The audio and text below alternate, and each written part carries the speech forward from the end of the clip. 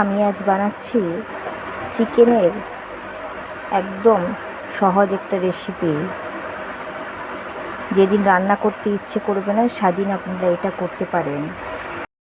এতে আমি দিয়েছি চিকেন, সাথে টক দই আর বিরিয়ানি মশলা মানে গুঁড়ো মশলা, ক্যাপসিকাম, আলু,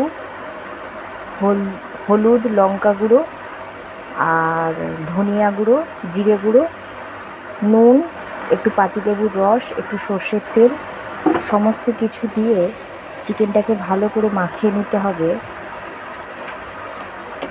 তারপর এটা আমি মাখিয়ে নিয়েছি। এখন আধ ঘন্টা রেস্টে রেখে দেবো।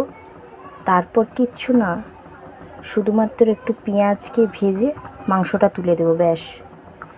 রান্না হয়ে যাওয়ার পর কেমন হয় আপনাদের জানাচ্ছি।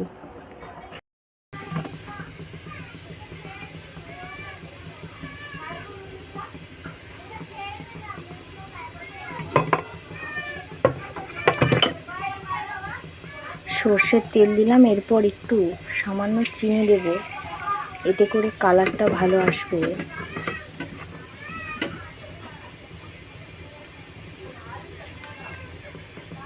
চিনিটা লাল হয়ে ভেসে ওঠা অবধি অপেক্ষা করব।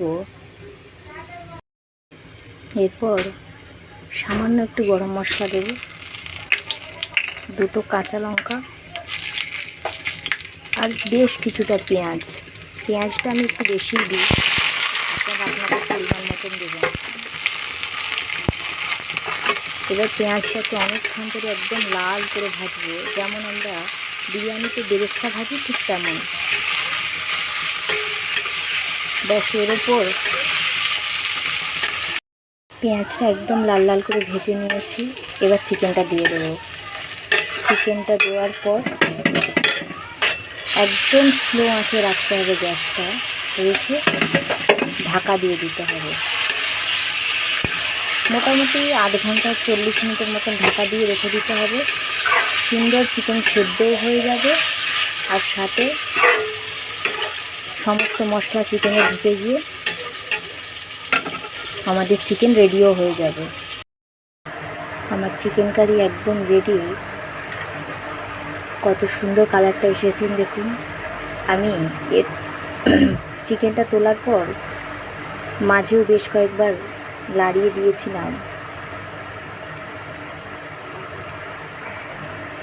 কেমন লাগলো রেসিপিটি অবশ্যই কমেন্টে জানাবেন।